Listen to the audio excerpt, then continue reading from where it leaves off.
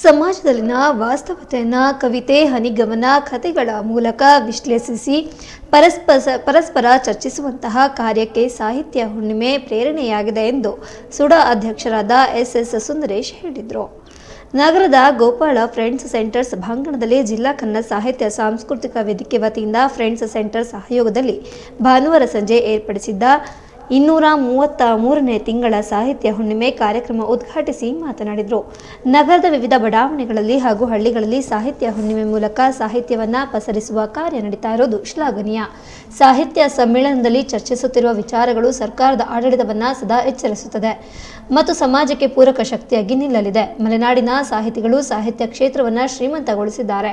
ವಿದೇಶದಲ್ಲಿರುವ ಕನ್ನಡಿಗರು ರಾಜ್ಯೋತ್ಸವ ಕಾರ್ಯಕ್ರಮಗಳನ್ನು ತಮ್ಮ ದೇಶಗಳಲ್ಲಿ ಆಯೋಜಿಸುವ ಮೂಲಕ ನಾಡಿನ ಸಂಸ್ಕೃತಿಯನ್ನ ವೈವಿಧ್ಯತೆಗಳನ್ನ ಮತ್ತಷ್ಟು ಜನಪ್ರಿಯಗೊಳಿಸಿದ್ದಾರೆ ಎಂದು ಹೇಳಿದರು. ಈ ವರ್ಷ ನಾವು ಕೊಟ್ಟು ಬಿದ್ದೆ ಏನು ನಮ್ಮ ಲೋಕೋತ್ಸವ ರಾಜ್ಯ ಪ್ರಶಸ್ತಿ ಇದೆ. ಈ ಸರಿ ಒಬ್ಬ ಜನಪದ ಅಡಿಗೆ ಪಂಡಿಗೆ ಕಲಾವಿದನಿಗೆ ಕೊಡಬೇಕು ಅಂತ, ಹಾಗಾಗಿ ರಾಜ್ಯ ಸಮಿತಿ ಅದನ್ನು ಒಪ್ಪಿಕೊಂಡು 3 ಜನರ ಹೆಸರನ್ನು ಶಿಫಾರಸು ಮಾಡಿದ್ವಿ. ಅದರಲ್ಲಿ ಬಂದ್ಯ ಅಡಿಗೆ ಪಂಡಿಗೆ ಕಲಾತಂಡಕ್ಕೆ ಅಲ್ಲಿ ಯೋಗೇಂದ್ರ ಅವರಿಗೆ ಈ ಬಾರಿಯ ಲೋಕೋತ್ಸವ ಪ್ರಶಸ್ತಿ ಆಯ್ಕೆಯಾಗಿದೆ. ಅದೊಂದು ಹೆಮ್ಮೆಯ ವಿಚಾರ. ಅಂದ್ರೆ ನಮ್ಮ ಜೊತೆಯಲ್ಲಿ ಅನೇಕ ಜನಪದ ಸಂಪತ್ತಿದೆ, ಕಲಾವಿದರಿದ್ದಾರೆ. ಅಂದ್ರೆ ಇದನ್ನ ನಾವು ಮಕ್ಕಳಿಗೆ ಸಾಹಿತ್ಯ ಸಮ್ಮೇಳನ, ಮಕ್ಕಳ ಸಮ್ಮೇಳನದ ಮೂಲಕ, ದೊಡ್ಡವರಿಗೆ ಈ ರೀತಿಯ ಕಾರ್ಯಚಟುವಟಿಕೆಗಳ ಮೂಲಕ ಒಟ್ಟು ನಮ್ಮ ಸಮ್ಮೇಳನವನ್ನ ನಿರಂತರವಾಗಿ ಅದನ್ನು ಫೆಬ್ರವರಿ 6 ಮತ್ತು 7ನೇ ತಾರೀಕು ಶಿವಮೊಗ್ಗ ಜಿಲ್ಲೆಯ 19ನೇ ಸಾಹಿತ್ಯ ಸಮ್ಮೇಳನವನ್ನು ಕುರಿತು ಹೇಳಿದರು.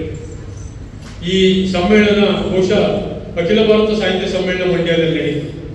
ಬೇರೆ ಬೇರೆ ಕಾರಣಕ್ಕೆ ಅಲ್ಲಿ ಅನೇಕ ಗಣ್ಯ ಸಾಹಿತಿಗಳು ಆ ಸಮ್ಮೇಳನಕ್ಕೆ ಬರಲಿಲ್ಲ.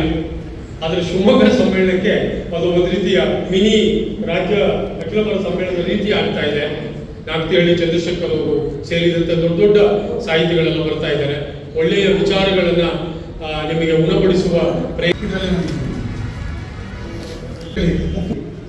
ಚೌಡಿಕೆ ಪದದಲ್ಲಿ ಎಲ್ಲಾ ದೇವತೆಗಳನ್ನ ಒಂದೇ ಹಾಡಿನಲ್ಲಿ ಕರೆಯುವಂತ ಒಂದು ವಾಡಿಕೆ ಚೌಡಿಕೆ ಪದದಲ್ಲಿ ಶಿವನ ರಾಣಿ ಬಾರಮ್ಮ,